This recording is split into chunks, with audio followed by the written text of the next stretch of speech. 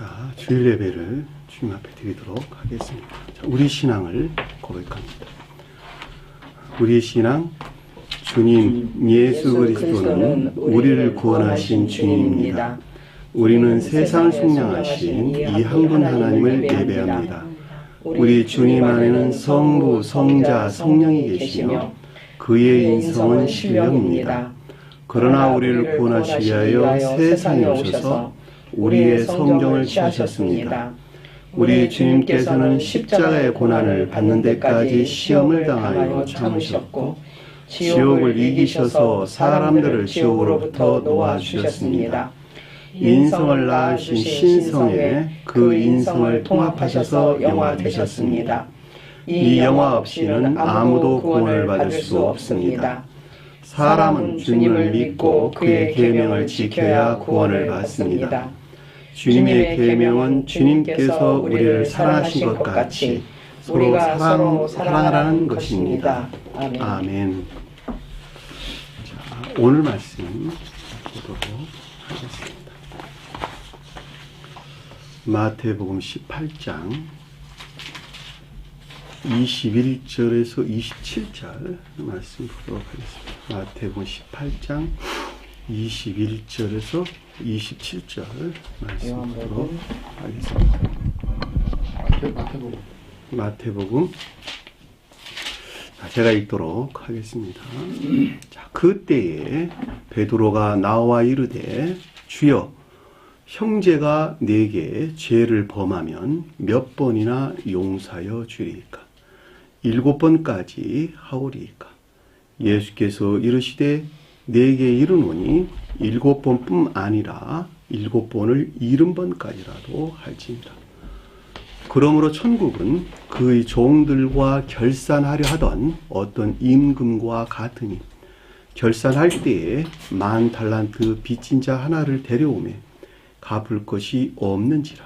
주인이 명하여 그의 몸과 아내와 자식들과 모든 소유를 다 팔아 갚게 하니 그 종이 엎드려 절하며 이르되 내게 참으소서 다 갚으리이다 하거늘 그의 종의 주인이 불쌍히 여겨 놓아 보내며 그의 빚을 탕감하여 주었더니. 아멘. 자, 지난 시간에 공부했던 내용을 잠시 살펴보도록 하겠습니다.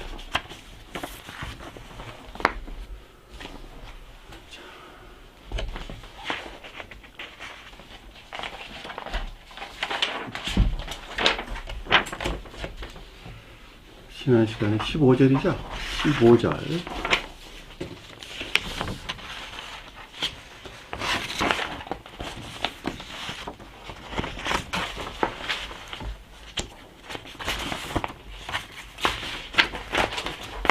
나머지 문 열어보시죠.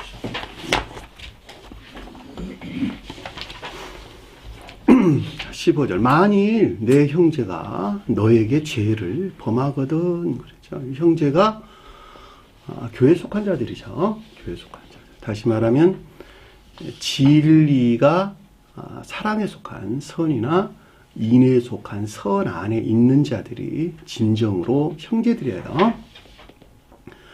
그런데 그 형제가 죄를 범했다라는 말은 거짓에서 비롯된 악 가운데 빠졌다라고 하는 것이죠. 그것이 죄를 범한 거예요. 하마르타노, 죄를 짓다 이런 뜻이니까. 나라는 사람이 진리에서 비롯된 선 안에 있었는데 이 선 안에 있지 못하고 거짓에서 비롯된 악 가운데 빠진 상태를 우리에게 설명해 준다라고 하는 것을 잘 볼 수가 있겠죠. 요 전에 지금 우리에게 설명돼서 나왔던 것이 양 100마리에 대한 가르침들이 있었죠. 양 100마리가 표징하는 것들 안에 있는 자들이 형제들이죠. 나예요, 나. 내 안에서, 내 하나 안에서 일어난 일들이에요. 근데 그 사람이 거짓에서 비롯된 악 가운데 빠지게 되는 것을 가리켜서 너 자신에게 죄를 범하거든. 인도하고 안내하라. 가서 힙하고, 뭐뭐세요? 안내하고 데리고 오라는 것이죠. 데리고 오라, 안내하라. 너와 그 사이에 오직 너와 그 사이에서, 그만 사이에, 상대하여라는 사이에 이런 뜻이에요. 그러니까는 선 안에는 형제가 표징하는 너와 반대로 거짓에 비롯된 아까운 데 빠져 있는 너 사이에서 훈계하고 질책하고 권고하라. 이렇게 우리가 설명해 주신 것이죠. 그러니까 너 자신 스스로가 악을 보고 악을 깨닫고 아까운 데 있는 너 자신을 무엇으로부터? 진리들로부터 질책하는 것이죠. 내 자신. 근데 그 일을 하지 못하니까, 다시 말하면, 아까운 데 있는 자들은 선 안에 있는 자들이 악을 보는 것인데, 선 안에 있는 자들은 악을 보나 선 안에 있지 아니하고 처음부터 아까운 데 있는 자들은 선을 보지 못하는 것이죠. 그러니까 그 일을 대신 누가 한다 그랬어요?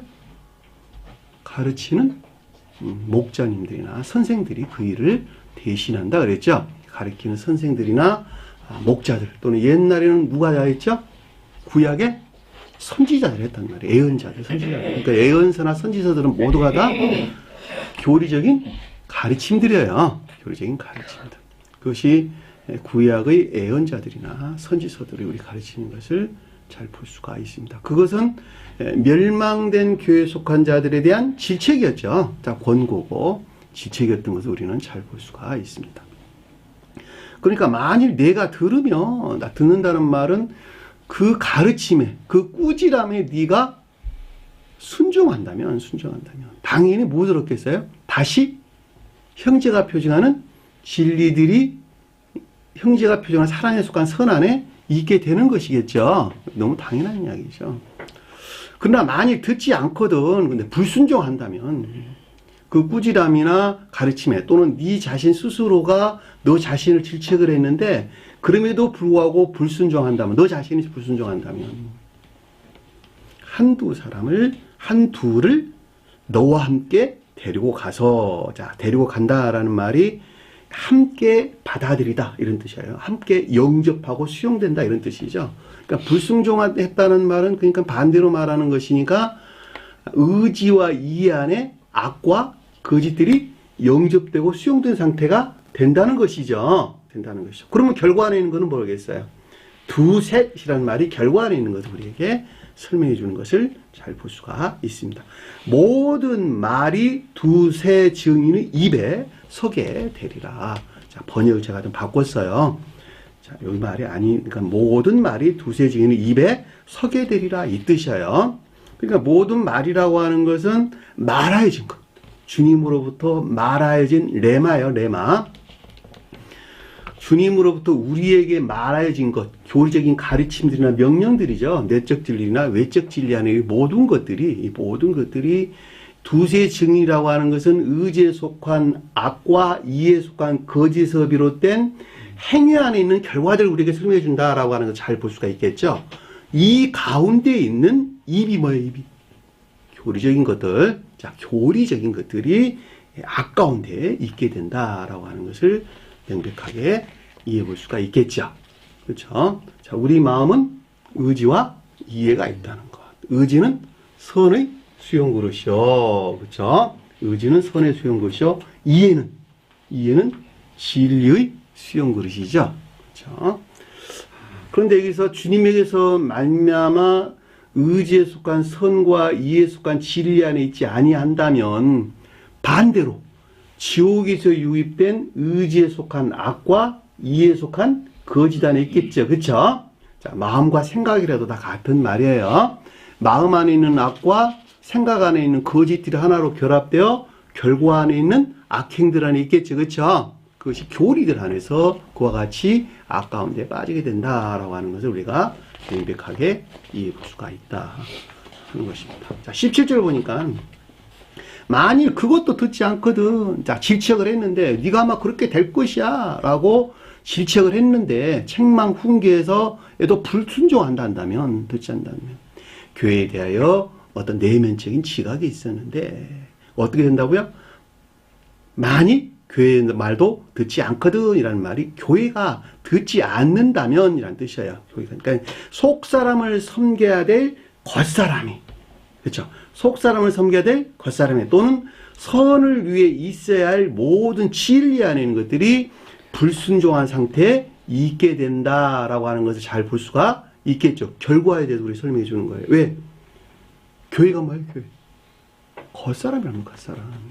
마음과 생각, 행위 안에 있는 모든 겉사람 안에 있는 것들이 결국은 불순종하는 상태에 있게 된다라고 하는 훈계와 질책, 그죠? 꾸지람, 야단이 있어야 된다는 것이죠. 그럼 그 결과는 뭐겠어요? 이방인과 세례와 같이 된다는 것이죠. 이방인과 교회 밖에 우상숭배적인 온갖 악과 이방인은 악을 가리킨다 그랬어요. 온갖 악과 거지에 속한 애욕 또는 욕구 안에 있게 된다라고 하는 것을 잘 볼 수가 있겠죠. 세리라고 하는 것은 제가 설명드렸어요. 겉사람의 고유 속성 안에 머물러 있으나 그럼에도 불구하고 진리 안에 있기를 열망하고 갈망하는 자들이 세리를 표징한다 그랬죠. 여기서 정반대의 뜻에서 우리에게 좀 설명해 주는 것을 잘 볼 수가 있습니다. 자, 18절 보니까 진실로 너희에게 이르노니, 자, 진실함은 영은 불변한 신령 진리에 대한 교리적인 지각이나 가르침을 뜻한다라고 하는 것을 잘 볼 수가 있겠죠. 자, 이르다라는 말이 말하다라는 뜻이에요. 말하다라는 말이 레고라는 단어를 썼는데 그 말이 교리적인 지각이나 가르침을 뜻한다 그랬죠. 무엇이든지 땅에서 매이면, 땅에서 매이는 것만큼 이런 뜻이에요. 무엇이라는 말이 호소스, 엄못한 것만큼 이런 뜻이에요. 그러니까 땅에서 매이는 것만큼 묶였다 이런 뜻이에요. 묶였다. 어떤 상태가 묶인 것이에요? 이방인과 세리가 표징하는 상태에 있는 것이고 묶인 것이죠. 그렇죠? 겉사람이 묶인 것이잖아요. 지금 앞에서 교회도 말도 듣지 않는 상태가 되는 것이니까 성경에서 교회라고 말하든 겉사람이라고 말하든 진리 안에 있는 것들이라고 말하든 다 같은 말이에요. 왜냐하면 겉사람은 진리 안에 있고 겉사람이 교회고 교회 또한 진리 안에 있기 때문에 그러는 거예요. 그러니까 그 가운데 있는 것들이 이방인과 세리가 표징하는 것 상태에 있게 되는 것이 곧 땅에서 매이는 자가 된다라고 하는 것을 잘 볼 수가 있겠죠. 이해되시나요? 땅에서 매인다.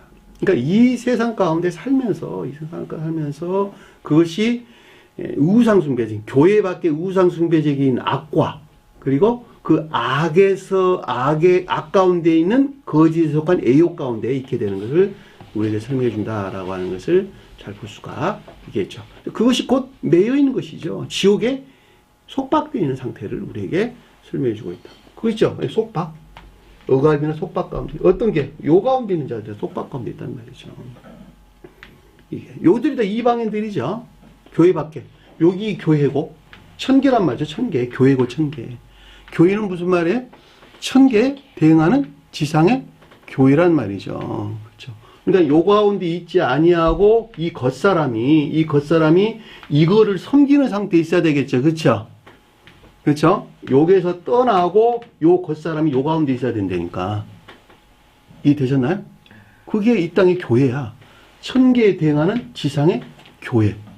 이 겉사람이 더 이상 겉사람의 고유 속성 안에 있지 아니하고 요 겉사람이 요 가운데 있는 거예요. 요 가운데 있어서 주님께 속한 것들을 섬기는 상태에 된다는 말이죠. 그러니까는 이 겉사람이 이 가운데 있지 아니하고 이 가운데 있게 된다면 자기 사랑이나 세상 사랑이라고 하는 우상숭배적인 악 가운데 있다면, 자, 이 우상숭배라고 하는 것은 자기 자신을 섬기는 게 우상숭배예요. 저기 바깥에 무슨 뭐 이상한 무슨 뭐 나무를 깎은 뭐 목상이나 무슨 주상이나 이런 거 섬기는 걸 우상이라고 그러지 아니하고 자기 자신을 우러를 목적에서 신을 섬기는 자들, 그를 갖다가 우상숭배자들 그러는 거예요. 자기 사랑이나 세상 사랑 목적 안에서 신을 섬기는 자들, 그렇죠? 이들 우상숭배자들. 그러니까 제가 예배 시간 전에 종교는 모두가 다 하나님의 사랑과 이웃을 사랑하는 것, 그 가르침이 다 이웃사랑이라고 설명드렸단 말이죠. 그러나 미신을 믿는 자들은 그 목적이 자기 자신을 향해 있는 거야, 다. 그 목적이. 그래서 우상숭배자 그런단 말이죠. 한번 점치는 사람들, 미신 믿는 사람들을 봐. 그 사람들 이웃사랑을 목적해서 그 점치는 사람이 단 한 사람이 있으면 보라니까. 다 자기 사랑, 자기 목적 안에 있는 것이라니까.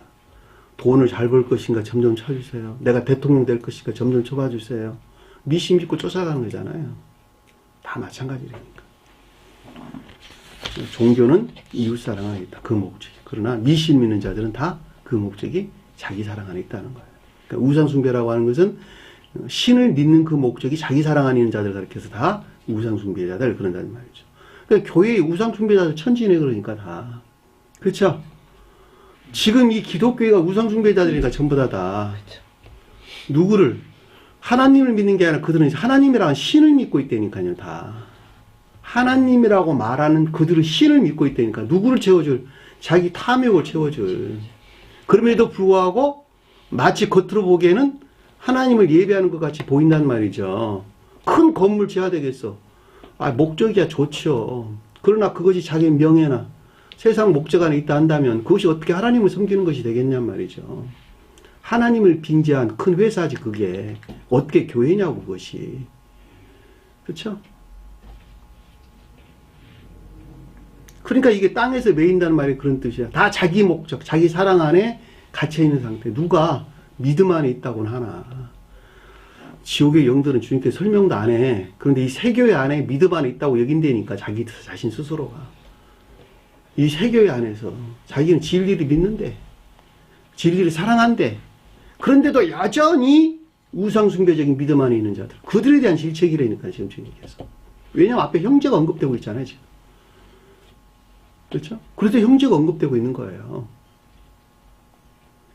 땅에서 매이면 당연히 하늘에서 매이겠네요. 왜냐하면 이 땅에서는 겉사람에서 살고 겉사람에 산다는 말이 겉사람이 속사람을 섬기는 상태에서 산다 이런 뜻이에요. 제가 설명해 드렸어요.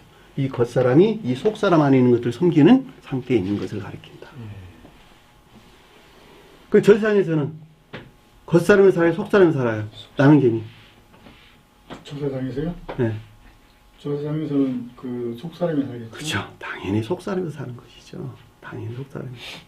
그러니까 이 세상에서 속사람을 섬기는 겉사람이 우상숭배 가운데 있다 한다면 결코 속사람을 섬기는 상태가 아니겠죠. 그렇죠? 그래서 이 땅에서는 죽는다라고 하는 것은 겉사람에서 분리되고 속사람에서 다시 사는 것을 우리에게 설명해 준단 말이죠. 근데 속사람이 주님에게서 말미암는 사랑과 지혜나 이래나 총명 안에 있지 못하고 반대로 자기 사랑이나 세상 사랑에 속한 악이나 광기, 망상, 추론 이런 것들 안에 있다 한다면 당연히 그 자는 지옥의 영이 되겠네요. 그 말에 의해서 땅에서 풀리면 하늘에서 풀리라라는 말의 뜻인 것을 잘 볼 수가 있단 말이에요. 땅에서 매이면 하늘에서 매일 것이요. 땅에서 풀리면 겉사람이 속사람, 주님께서 말미암아 새로 창조된 속사람을 섬기는 상태에 있게 된다면 당연히 하늘에서도 속사람을 섬기는 속사람에 사는 것이니까 당연히 하늘에서도 풀린다라고 하는 것은 명백하게 이해될 수가 있단 말입니다. 풀린다는 말이 겉사람의 고유 속성에서 풀려나면 그 뜻인가 봐요. 그렇죠. 겉사람의 고유 속성이 이 세상에서는 없어지는 게 아니에요. 겉사람의 고유 속성은 여전히 있는데 그럼에도 불구하고 자기 자신을 섬기는 것이 아니라 주님께서 새로 창조된 속사람을 섬기는 상태로 바뀌는 거예요. 겉사람 없어지는 거 아니에요. 자, 19절 보니까 진실로 다시 너희에게 이르노니, 자, 진실로 다시 너희에게 이룬다라는 말이 영원불변한 신령, 진리들에 속한 지각이나 가르침에 대한 신령, 확증을 가리킨다라고 하는 것을 잘 볼 수가 있겠죠. 왜냐, 아래의 내용에서 지금 설명해 주는 것이니까. 그렇죠? 아래의 내용들은 이제 교회에 속한 자들에 대한 설명을 지금 하고 있는 거예요. 만일 너희 둘이, 너희 중에 두 사람이 아니고 만일 너희 둘이 그렇죠? 합심하여, 자, 마음과 생각, 자, 마음이 주님에게서 말미암는 선이 들어와 있고 이해가, 생각이 주님에게서 말미암는 진리 안에 들어와 있는 것이죠. 자, 의지에 속한 선과 이해에 속한 진리가 일치돼 가지고 합심해서 동의해 가지고 조화를 이루어 가지고 심포내요. 그런 뜻이에요. 합심한다는. 땅에서 구하면, 자, 겉사람에서 어떤 선한 행위 안에 있기를 너희들이 구한다면. 그렇죠? 땅에서 무엇인지 구하면. 이 구한다는 말이 프라그마란다는데 행위, 삶을, 일들, 물질 이런 뜻이에요. 그 가운데 선한 삶 가운데 있기를 원하거나 열망하거나 뭐 구한다면 이런 말로 우리가 이해될 수 있겠죠. 하늘에 계신 내 아버지께서 그들을 위하여 이루게 하시리라. 자, 하늘에 계신 내 아버지 그랬는데 하늘이 비롯된 또는 천계가 비롯된 또는 교회가 비롯된 신령선으로서 주님을 가리켜서 아버지 그러는 거예요. 여기 보면 이해되셨나요? 신령선으로서 주님을 가리킨다라고 하는 거 잘 볼 수가 있겠죠. 그렇죠? 나 개인으로 가져오면 주님에게서 만미암는 내적인 선을 가리킨다 해도 아무런 상관이 없는 것이죠. 이분 주님에게서 만미암는 신령 인성으로서 주님에게서 파생되어 내 안에 들어와 있는 선에서 파생된 진리 안에 있는 것들이 뭐예요? 무엇이든지 구하며 이라는 말의 뜻인 것을 또는 천기나 하늘이 가리키는 교회에 속한 것들을 가리킨다라고 하는 것을 잘 볼 수가 있겠죠. 그 말 이해되시나요? 신령선으로서 주님을 가리킨다. 나 개인으로 보면 이분 주님에게서 파생되어 나온 내적인 선을 가리킨다. 그 말 이해되나요? 주님께서 그랬잖아요. 나는 빵이란다. 나는 살이란다. 내 살을 먹고 내 피를 마시는 자는 그건 내가 주께서 함께 하신다 그랬잖아요. 그러니까는 이 빵인데 이 빵에서 쪼개 받은 것이 내 안에 있는 아버지라니까. 이해되셨나요? 이 아버지가 주님의 살이야, 살. 신령선이라고 말하든 아버지라고 말하든 빵이라고 주님의 빵이라고 말하든 다 같은 거예요, 선으로. 다만 의미가 조금 어디에서 조성되느냐, 만들어졌느냐라고 하는 차이에서 약간의 의미가 다를 뿐이에요. 그러니까 주님께서 가지고 있는 빵을 우리에게 나눠줬으니까 내 안에 있는 아버지가 뭐였어요? 선이었다니까, 선. 내적인 선. 반대로는 뭐예요? 지옥에서 유입된 악이라니까, 내 안에. 예? 빵을 먹지 않는 자는 아까운 데 있는 것이니까. 그러니까 주님께서 복음서에 여러 곳에 보면 아버지와 아들과 뭐 다투고 어쩌고저쩌고 쭉 나오는 말들이 다 그런 내용들이란 말이죠. 이해되셨죠? 무슨 말인지. 그러니까는 이 하늘이라고 말하든 교회라고 말하든 같은 것인데 교회가 비롯된 선이라니까 선, 근원. 교회가 비롯된 진리 안에 있는 것들이 비롯된 근원으로서 나로 보면은 내 주님에게서 말미암는 내적인 선을 가리키는 것인데 그냥 일반적으로 이야기할 때 신령선으로서 주님에게서 파생된 모든 것들, 천계나 교회에 속한 모든 것들을 가리킨다라고 하는 것을 잘 볼 수가 있겠죠. 자, 그들을 위하여 만드시리라. 이루게 한다면 기노마이 생겨나다, 일어나다, 만든다라는 뜻이에요. 자, 20절에 보니까 두세 사람이 자 결과안에 있는 것이죠. 결과안에. 이해됐나요? 무슨 말인지? 두셋이 나왔잖아. 의지 안에 주님 사랑이 들어와 있고 이 안에 주님의 지혜가 들어와 있는데 이 사랑과 지혜에서 비롯된 결과 안에 있는 행위 안에 있는 결과 이것이 두셋이라니까. 두세 사람 가리키는 거 아니에요.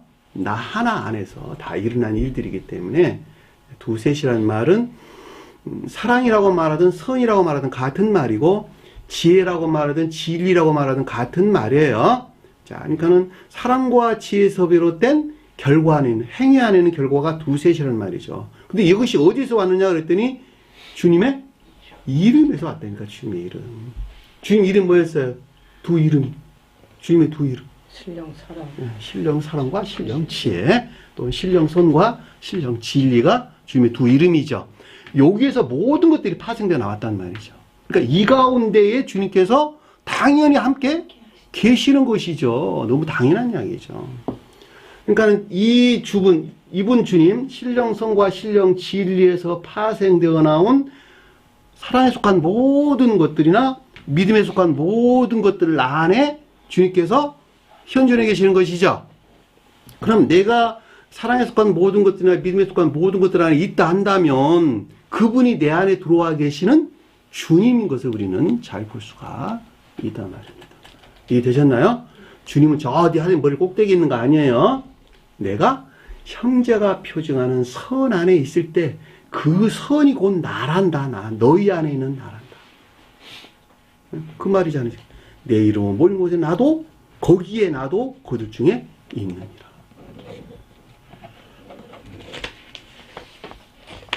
그런데 여러분들은 하나님은 나하고 별개로 저 어디 꼭대기에 있는 것으로 생각해.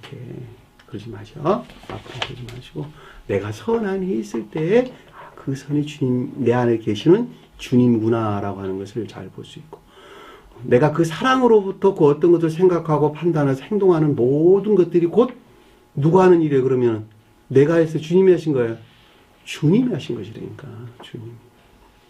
주님께서 말미암아 내 안에 들어와 있는 사랑 안이 내 안에 있고, 그 사랑하는 마음에서 내가 이것도 하고 저것도 하고 저 일도 하고 이런 일도 다 한다면 내가 해서 주님이 하신 거예요.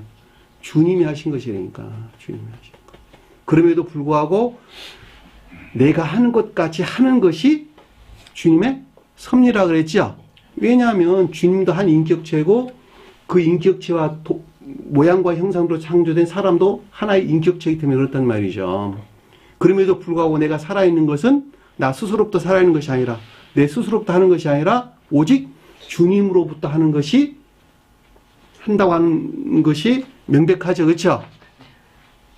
왜냐하면 그 사랑이 오직 주님에서 왔기 때문에. 따라서 우리가 이 세상에서 단 한순간이라도 주님과의 호흡에서 단절된다 한다면 그 자체 우리는 전혀 생명을 가질 수가 없다라고 하는 것을 우리가 명백하게 될 수가 있는 것입니다.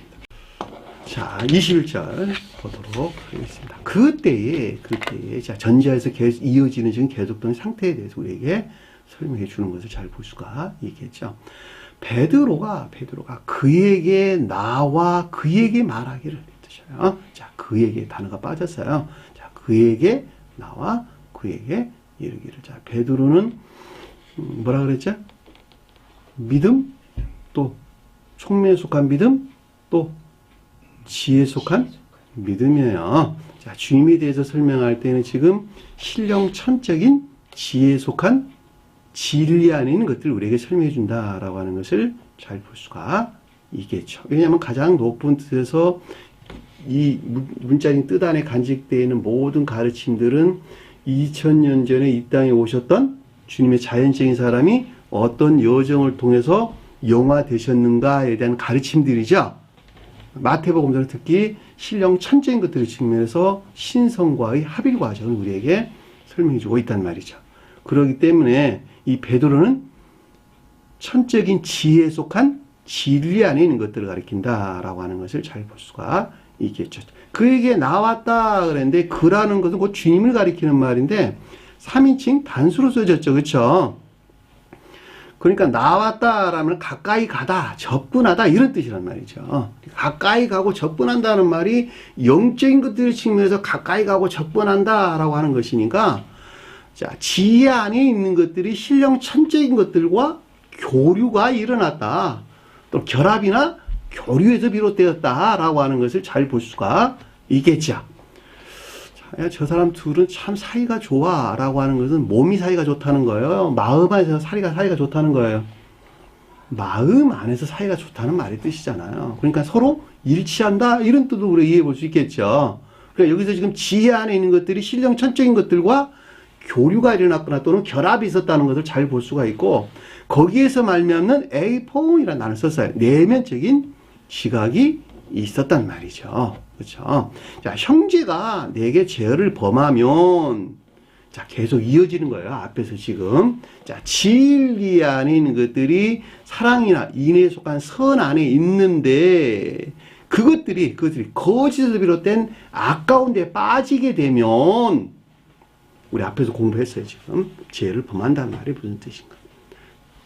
하마르타오. 자, 거짓에서 비롯된 아까운데 빠지게 되면, 얼만큼 그에게 용서하여 주리까. 보내다, 떠나다. 얼만큼 그 가운데 있는 것들에서 떠나고 분리되어야 하는 것입니까? 이 뜻이란 말이죠. 아피엠이에요, 아피엠. 내가 선 안에, 형제가 뜻하는 선 안에 있었는데, 거기서부터 아까운데 빠져서 내가 빠졌단다면 얼마만큼 내가 그 가운데서 떠나야 되는 것입니까?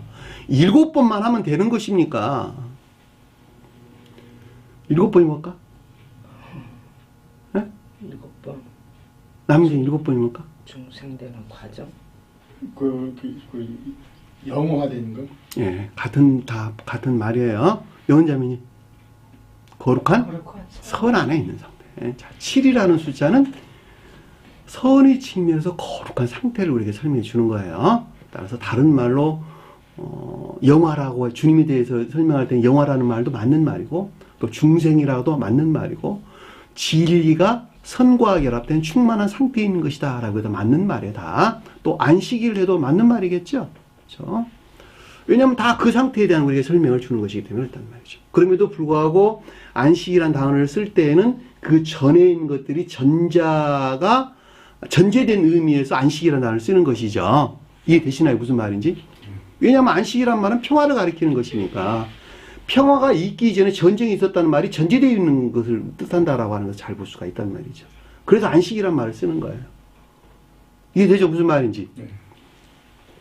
그러니까 낱말들이 똑같은 뜻을 담고 있으나 전제되어 있는 말 또는 그 다음에 나와야 될 어떤 말들에 대해서 계속적인 어떤 것들을 설명하기 위해서 단어들을 바꾸어서 지금 기술되고 있다라고 하는 것을 잘 볼 수가 있단 말입니다. 일곱이란 말은 여섯에 이어지는 일곱이죠. 여섯이 뭐예요? 진리 안에 있는 상태, 진리 안에 있는 상태. 진리가 어디 있었던 상태예요? 겉사람의 고유, 속성 안에 머물러 있는 상태. 그러니까 죄를 좀 범했다는 말이 앞에 설명서 나오는 거예요. 그렇죠? 왜냐하면 여섯이라고 하는 것은 일곱째를 맞이하기 위한 마지막 상태에 있는 것인데 그 진리 안에는 모든 것들이 겉사람의 고유 속성 안에 머물러 있는 상태를 가리키고 거기에서 마지막 해방될 때에 일곱째 날을 맞이한단 말이죠. 그래서 앞에서 죄를 범했다는 말이 그래서 나오고 뒤에 7번이라는 말이 나온단 말이죠. 왜냐하면 그거 질서에 일치하는 것이니까. 그렇죠? 그러니까는 우리가 용서한다는 말이 어디까지 얼마만큼 떠나보내야 되니까 그러니까 7번까지 하면 되는 것입니까? 그러니까는 한마디로 말하면 이 진리들이 거짓에 들었던 아까운 데 있는데 여기서 떠나가지고 7이라고 하는 숫자가 표징하는 진리들이 거룩한 선 안에 있으면 되는 것입니까? 라고 좀 묻는 거야. 그랬더니 주님께서 아래서 뭐라 그랬어요? 예수께서 이르시되 신령, 존재에 속한 신령 선에서 말미암는 이 사안에 관한 이것들에 관한 교리적인 지각이나 가르침들이 있었는데 너희에게 말하노니 자, 똑같은 교리나 가르침들이에요. 7번뿐만 아니라 7번을 70번까지라도 하라 이렇게. 7은 뭐고 70번은 뭘까? 같은 말이에요. 같은 말. 다만 7이란 말에 뭐가 더해졌어요? 곱해졌어요. 10이라는 숫자가 곱해졌단 말이에요. 10이 뭘까? 완전. 그렇죠. 완전. 전부. 모두 충분함을 그렇게 한다라고 하는 것을 잘 할 수 있단 말이에요. 그러니까 7번까지 하면 되니까 그러지 말고 전부 모든 진리하는 것들이 충분하게 결합된 선 안에 있어야 된다라고 하는 것을 잘 볼 수가 있겠죠. 이게 주님이 가르치는 방법이라니까 우리에게. 우리가 문자적인 뜻에서도 마찬가지예요. 문자적인 뜻에서도. 우리가 형제가 표징하는 진리들이 사랑에 속한 선 안에 있다 한다면 그러하지 못한 자들을 7번 아니라 70번이라도 용서하는 것이죠. 제가 예전에 나한테 나쁜 짓 많이 했거든. 난 절대 용서 못해. 있을 수 있어요, 없어요? 없다니까. 자, 우리 몸은 1000개에 대응한다 그랬죠. 1000개에 대응한다. 1000개에 대응하는데 우리 몸 안에 여러 장기들이 있단 말이죠. 근데 따라 장기들이 우리 몸을 거역해가지고 병이 나는 경우가 있겠네. 그래, 안 그래요? 그러니까 어떨 때는 약도 먹기도 하고, 어떨 때는 신장이 고장나가지고 신장 고치려고도 하고, 어쩔 때는 위장이 고장나서 위장 고치기도 하고 그렇단 말이죠. 자, 병이 났다는 말은 우리 몸에 온전히 충성하지 못하고 대항하고 있는 상태를 가리킨다라고 잘 볼 수 있겠죠. 그런데 내 몸이, 야, 너는 지금 너 신장 네가 한때 내 몸을 괴롭혔잖아. 난 절대 너 용서 안 할 거야. 그럽니까? 네? 제발 네가 70번 아니라 700번이라 나를 괴롭혔다 할지라도 네가 돌아와 준단다면 나는 너를 기쁘게 받아들이겠다. 우리 몸이 그러는 거예요. 그러려고 뭐 하고 있어요? 계속 약도 먹고 좋은 약도 먹어주고 다 하는 거 아니겠냔 말입니다. 우리 몸이 하늘나라를 한단다면 형제들이 표징하는 사랑 안에 있다 한단다면 네가 비록 나에게 이 세상 이날까지 살아온 동안에 나에게 괴롭힘을 줬다 하더라도 이제는 더 이상 나에게 괴롭힘을 주지 아니하고 네가 내게 협조하고 내가 하는 일에 찬도한다면 너는 70번 아니라 700번이라도 7번 아니라 70번이라도 나는 너를 용서해서 받아들이겠다. 주님 사랑이죠. 주님이 인류를 향한 주님의 사랑이란 말이죠. 어떻게 내가 나를 이날 때까지 날 괴롭히고 힘들게 했는데 내가 너를 용서할 수 있어. 그거 어떻게 주님의 사랑입니까? 그것이. 문자적인 뜻으로만 봐도 그렇단 말이에요. 뜻으로만 봐도. 설령 교회 밖에 있는 우리 형제 자매들 또 가깝게는 남편 아내 그리고 아들들이 있다 할지라도 그들이 더 그 아픔 가운데 나를 괴롭힌다 할지라도 나를 힘들게 한다 할지라도 그들이 돌아선단다면 더 이상 나를 괴롭히지 아니하고 나에게 호의적인 상태로 나를 도와주는 상태로 바뀐단다면 우리는 얼마든지 받아들이고 가까이 할 수 있다라고 하는 것을 잘 볼 수가 있죠. 그런데 계속 괴롭힌다. 가망성이 아예 없다. 그러면 병원에서는 어떻게 하죠? 신장 이식하라 그러죠?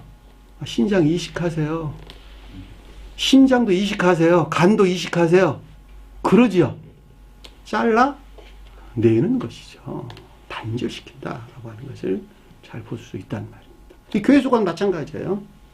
난 개인으로 가도 마찬가지고 이 연합체 안에 있는 교회 속도 마찬가지예요. 그 어느 누구가 계속 괴롭힌다 할지라도 교화하기 위한 애씀과 수고가 있어야 될 것이나 그럼에도 불구하고 가망이 없을 때에는 반드시 분리시켜야 되겠죠. 왜? 혼란을 잠재워야 되니까. 악영향이 있을 것이니까. 저는 그 말에 대해서 예전에 우리 몸 안에는 유익균이 있고 무익균이 있고 또는 유해균이 있다라는 말로 제가 여러분들에게 설명을 드렸어요. 그렇죠? 자, 그 말을 우리 지금 22절에 설명해 주는 것을 잘 볼 수가 있습니다. 자, 23절 보니까 그러므로 하늘나라는 천국이란 말 단어가 두 단어예요. 하늘나라 이런 뜻이에요. 자, 하늘나라라는 말은 주님의 신령 통치 안에 있는 천계나 또 대응하는 이 땅의 교회를 가리키는 거예요. 자, 신령 통치 안에 있다라면 내 마음 주님의 신령 통치 안에 있다라고 해도 다 같은 말이에요. 왜? 우리 마음이 교회이고 저 세상 가면 그것이 하늘이 되는 것이니까. 자, 천국은 그의 종들과 결산하려 하던 어떤 임금과 같으니. 자, 그 종들과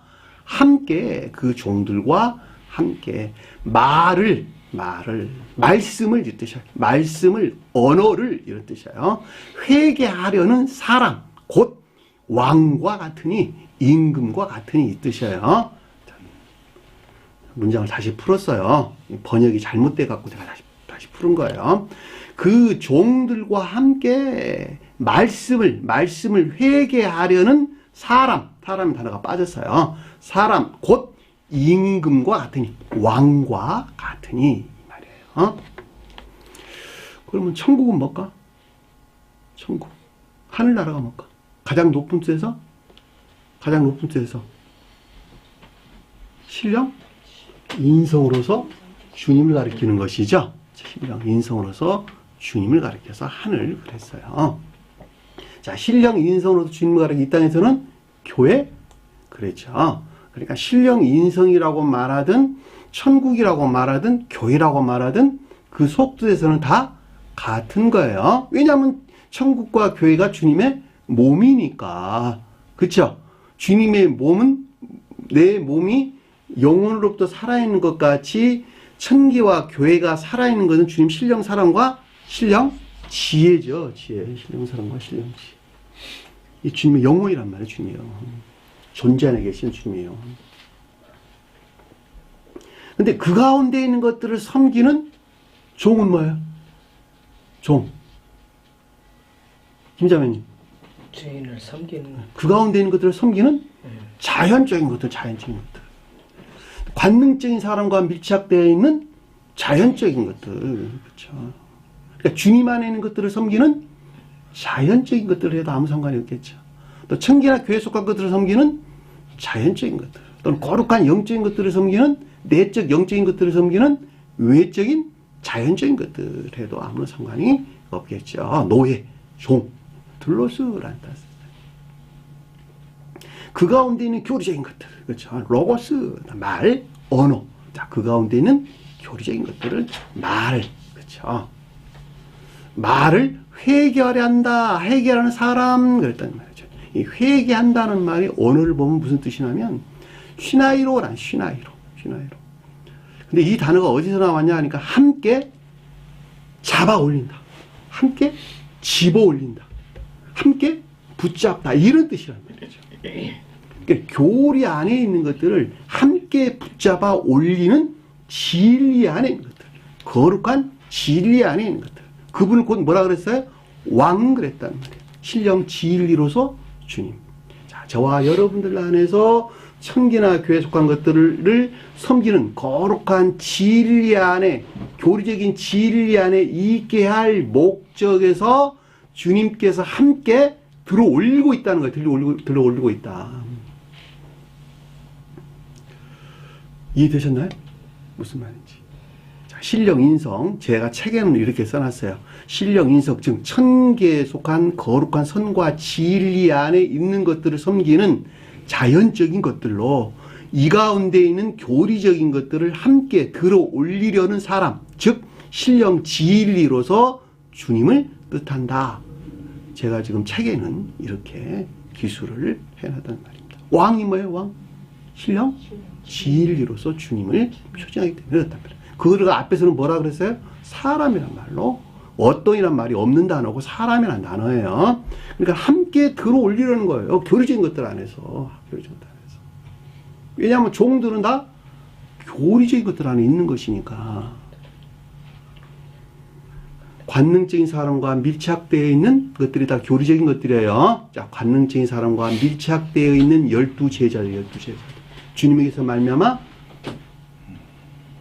만들어진, 창조된 복합체의 거룩한 진리 안에 있는 것들. 어디에서? 교리 안에 있는 교리 안에. 그 가운데 들어 올린다는 거, 들어 올린다. 천국을 들어 올린다. 주님께서 함께 들어 올린다는 거예요. 왜 함께란 말을 썼을까? 주님께서 혼자 들어 올리지 않냐고? 네? 이해와 의지를 사용해야 되니까. 네, 그렇죠. 주님께서 작용이 있을 때 사람은 그 작용에 대한 반드시 반작용이 있어야 된다 그랬죠. 그렇죠. 그러니까 주님께서 홀로 하시나 그럼에도 불구하고 사람 입장에서 반드시 반작용이 있지 않으면 결코 어떤 것들을 만들어낼 수 없단 말이죠. 그러니까 여기서 천국은 종들과 함께라는 말이 그래서 나온 거예요.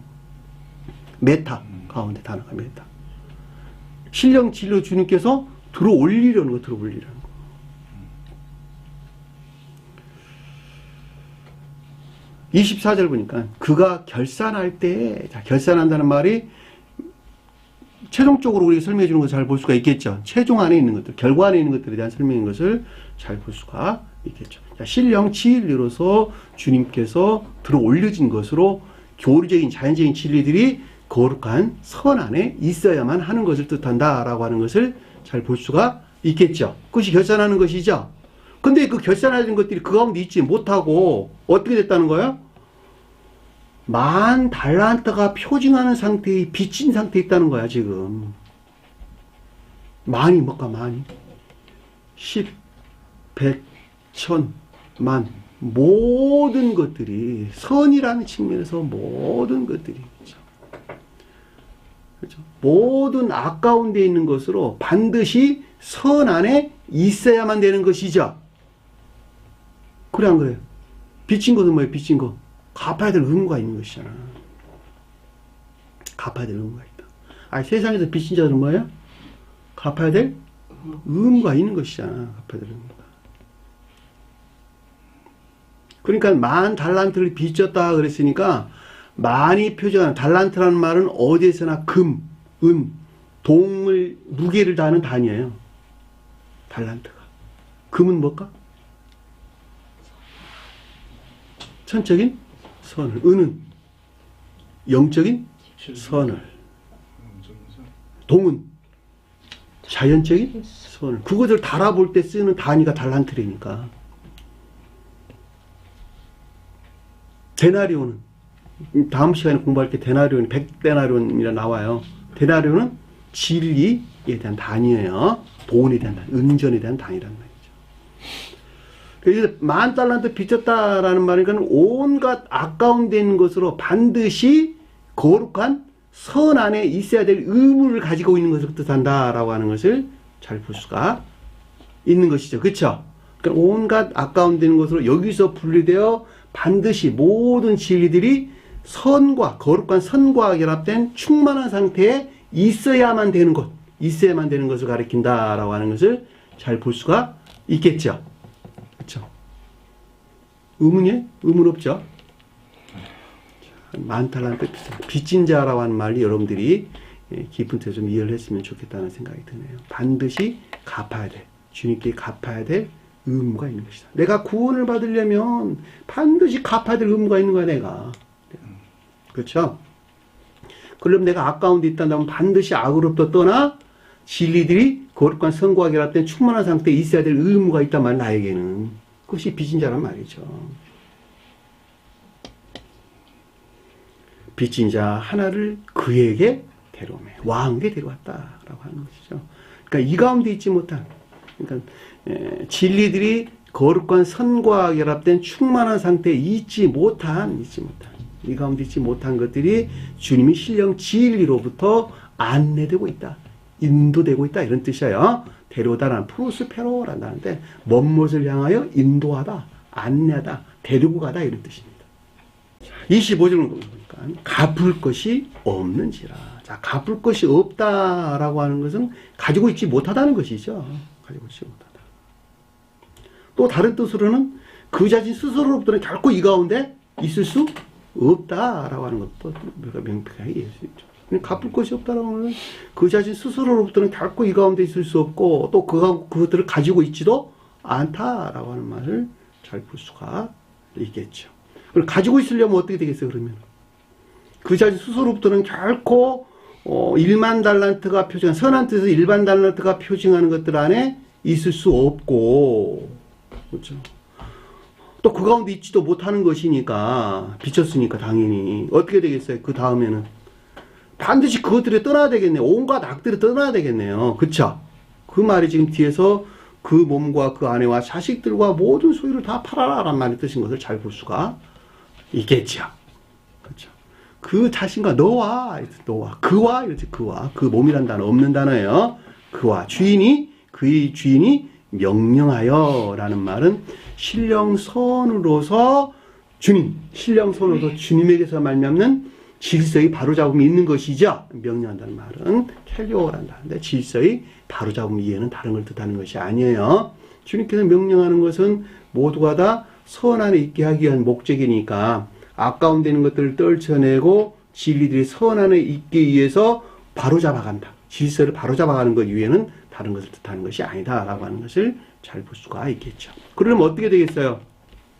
너와 그와 악과, 그렇죠, 악과. 그렇죠? 왜냐하면 만에 반대되는 악을 가리키는 것이니까.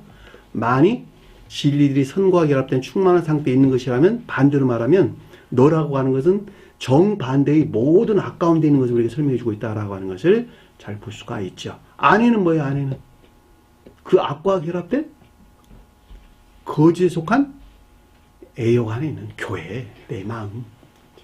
성경에서 여자들은 다 교회를 표징한다 그랬죠. 그렇죠? 그러니까 내가 악 가운데 있단다면 그 악과 결합된 거짓 안에 있는 모든 것들, 모든 애욕 안에 있는 것들을 가리켜서 아내라는 말로 우리에게 설명돼서 나오는 것을 잘 볼 수가 있단 말입니다. 근데 선과 결합된 진리 안에 있는 교회를 바른 뜻에서 주님께서는 아내라 그랬죠. 그렇죠? 나는 남편이요 너희는 아내라.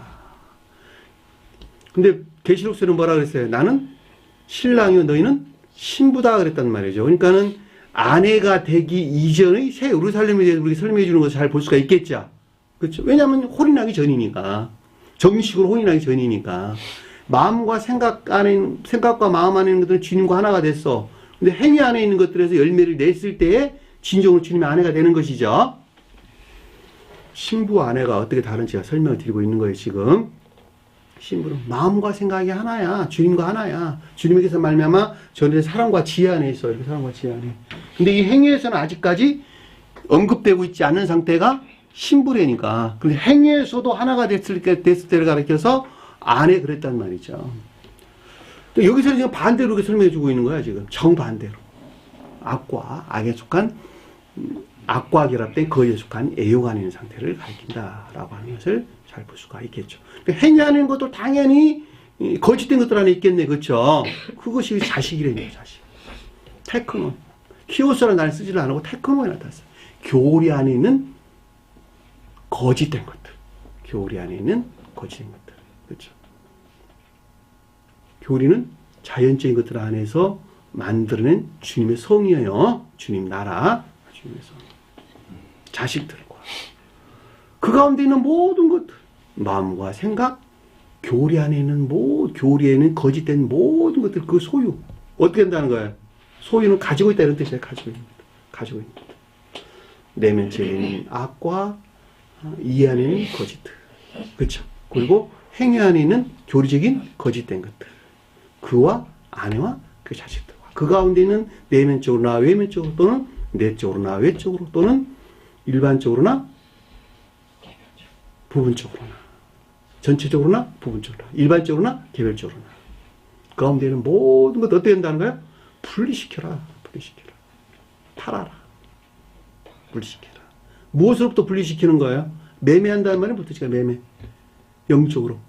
팔다란 말이 사다라는 반대 말이에요. 그러니까 매매하다라는 뜻을 담고 있는 단어예요. 매매하다. 다 팔아. 분리시키는데 무엇으로부터? 가르침이나 지식들의 교류로부터.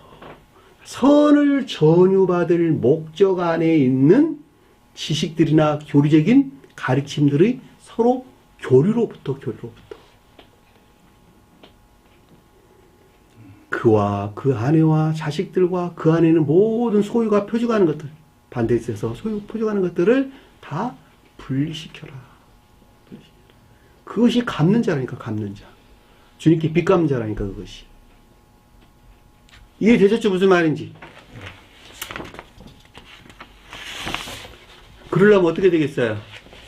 그것이 실천되려면 겸비가 있어야 되겠네. 주여, 나는 주님께 갚을 것이 아무것도 없나이다. 나에게 은혜를 베풀어 주소서라고 하는 절대적인 겸비가 있어야 되겠죠. 그 겸비가 없이는 안 된단 말이죠. 아니, 생각을 해보셔. 주님의 일을 대신하고 있는 하나님 종에게 대든다면 고개 빳빳하게 세우고, 난 당신한테 배울 거 없어. 그런데 난 그 사람이 어떻게 그 사람 입에서 나오는 주님의 말씀을 받아들여 자기 생명을 삼을 수 있겠냔 말이죠. 반드시 겸비 안에 있어야 되겠죠. 주님의 가르침에 대한 겸비 안에 있어야 되겠죠. 그 말이 여기서 그러므로 그 종이 엎드려 절하며 라는 뜻인 거죠. 우리는 잘 볼 수가 있단 말이에요.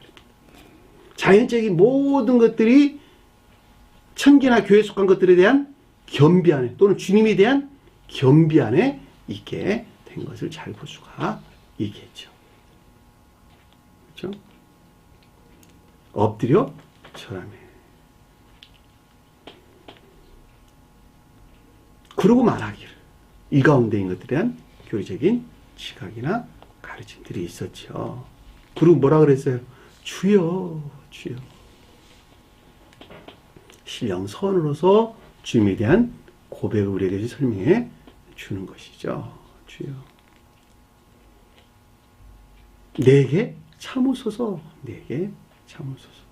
이 참는다라는 말의 원어를 보면 격정, 분노, 진노 이런 뜻이에요. 진노. 오래 참다 이런 뜻인데 격정, 분노, 멀리, 긴 떨어진 이런 뜻이라서 격정, 분노, 진노라는 단어예요. 주님께서는 진노하실까 안 하실까? 김자매님. 주님께서는 진노하실까 안 하실까? 진노요? 네. 진노하겠죠. 네? 진노하시겠죠. 진노하실까? 남영진님. 안 해요. 주님께서는 진노하시는 분이 아니시죠. 화내신 분도 아니시죠. 왜 그러죠? 왜? 그분은 그 주님의 이름 자체가 사랑과 지혜인데. 그렇죠. 사랑과 지혜 자체이신 분은 결코 화내는 법도 없고 진노하는 법도 없고 그다음에 격정내는 법도 없는 것이죠. 그럼에도 불구하고 그같이 보이는 것은 그 자신이 주님께서 화를 낼 만한 아까운 데 있는 상태를 우리에게 설명해 주고 있다라고 하는 것을 잘 볼 수가 있겠죠. 주님께서 화를 낼 만한, 격정할 만한, 분노할 만한, 진노할 만한 내가 어떻게 있다는 거야? 아까운 데 있는 상태. 이 세상 탐욕 가운데 있는 상태. 그 말이 그 말. 주님께서 내게 참으소서. 주여, 주여. 주님 사랑 자체이신 거 나는 잘 알고 있습니다. 그러나 그 사랑에 반하는 내가 아까운 데 있으니, 뭔가 다 아까운 데 있으니 내가 여기서 반드시 나올 것이니까 그때까지 내게 자비를 베풀어 주옵소서. 내게 참으소서. 내가 다 갚으리이다. 이해되셨나요? 그래야 된다니까. 주님은 이미 우리에게 사랑을 듬뿍 베풀어주고 계시는 것이죠. 그럼에도 불구하고 우리는 그 사랑 안에 있지 못하고 내가 정반대의 생명 안에 있는 것이니까 내가 거기서 나올 테니 거기서 나와 1만 달란트가 표정하는 상태에 내가 있으려니 주님 내게 사랑, 자비를 참아주소서.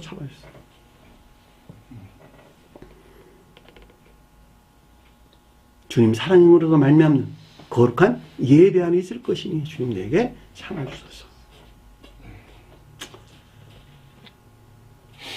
우리가 일반적으로 이해할 때 주님께서는 화내신 분이시다. 지옥으로 멸하신 분이시다. 징계하신 분이시다. 라고 다들 이해하고 있죠. 자연적인 사람들은 그것을 자연적으로 이해하면 되고 영적인 사람들은 영적인 뜻에서 이해하는 것이죠. 왜냐하면 그 나름 그 자연적인 사람들은 자연적인 지혜를 이뤄서 그들의 교훈이 될 것이니까. 이해되셨나요? 하나님이 무서운 하나님으로 간직하고 있어야 그들은 야 주님께서 화내서 날 지옥으로 던져버릴 거야 라고 하는 두려움에서 악을 행하지 않을 것이니까. 그들은 두려운 하나님으로 그들은 있어야 되겠죠.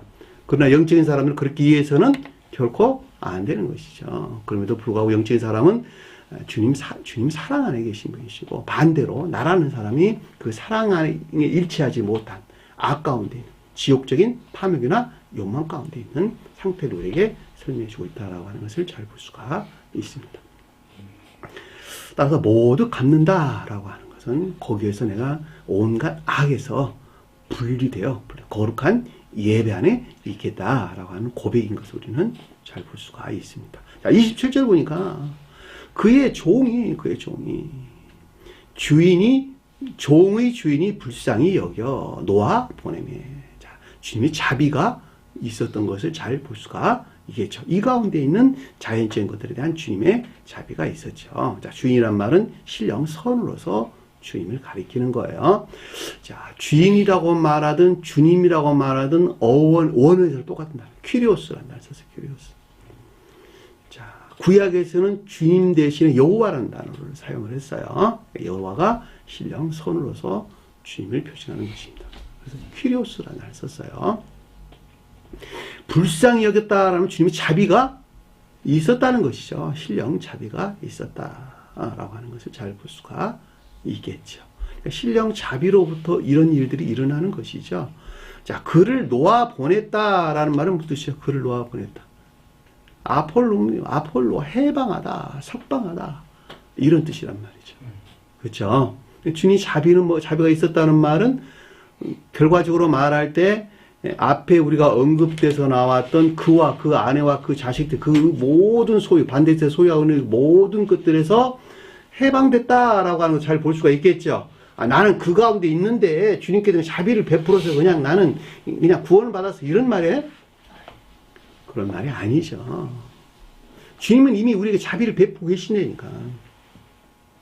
너가 주님이 격정할 만한 상태에 있는 너 자신 스스로가 다 악에서 떠나는 것만큼만 주님께 용서받는 자가 되는 것이죠.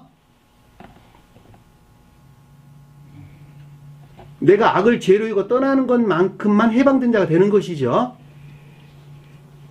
나는 악 가운데 있었는데 주님께서 다 자비로 용서해 줬으니까 나는 구원받은 자입니까? 그게 아니라니까. 주님께서 다 용서해 줬어요. 그러나 그 용서가 진정한 주님과의 하나 안에 되려면, 계약이 성립되려면, 주님께 우리의 명령인데 계약 조건이 있다니까. 반드시 형제가 표시하는 사랑에 속한 또는 인애에 속한 선한 삶 가운데 있어야 된다니까. 진정으로. 그러려면 반드시 모든 악에서 떠나야 되겠네. 내가 떠나는 것만큼 주님으로 말미암는 용서가 있겠죠. 그렇죠? 지옥으로부터 해방이 있겠죠. 여기서 떠나는 것만큼 주님께 가까이 나가는 것이죠. 떠나서 요 가운데 있는 것만큼 주님께 하나가 된 자가 되는 것이죠. 진정으로 용서받는 자가 되는 것이죠. 해방된 자가 되는 것이죠. 구원받은 자가 되는 것이죠.